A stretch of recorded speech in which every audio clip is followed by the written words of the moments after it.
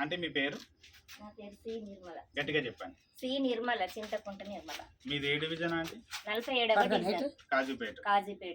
ఓకేనా aunty? 2025 October నెలలో వర్షాలు పడి వరదలు వచ్చినాయి బాగా, ఈ గల్లీ మొత్తం మునిగిపోయింది. మీ ఇంట్లోకి నీళ్ళు వచ్చినాయా? వచ్చినాయి. అప్పుడు చాలా నష్టం జరిగింది మాకు. మంచాలు, తిండి గింజలు అన్ని పోయినాయి. నా బిడ్డకు అని ఉన్నది బాలెంత. అప్పుడు 2025లో వర్షాలు పడ్డాయి. నేను ఆ నీళ్ళ నుంచి వచ్చేటప్పుడు నేను జారి కూడా పడ్డా.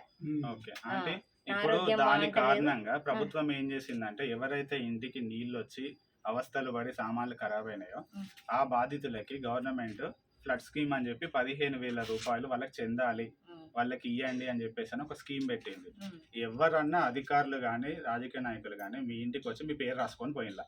రాసుకపోలేదు. ఎవ్వరు వచ్చిన మానన లేదు, ఎవ్వరు రాలేదు. ఇటు వైపే రాలేదు. ఇది లాస్ట్ ఉంటది, ఎవ్వరు రాలేదు.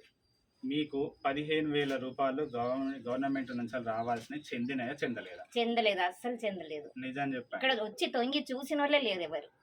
మీకు 15,000 రూపాయలు రాలేదు? అసలు రాలేదు, అస్సలు రాలేదు. పోనీ ప్రభుత్వం తరపు నుంచి రావాల్సిన ఒక కిట్ ఉంది, ఉప్పు పప్పు నూనె బియ్యము, అవైనా వచ్చినాయా? రాలేదు. రాలేదు, రాలేదు, అస్సలు రాలేదు సార్, రాలేదు. ఇటు ప్రభుత్వం తరపు నుంచి బియ్యము రాలేదు, సహాయ సహకారాలు ఏవి లేవు. ఇది అసలైన బాధితుల పరిస్థితి.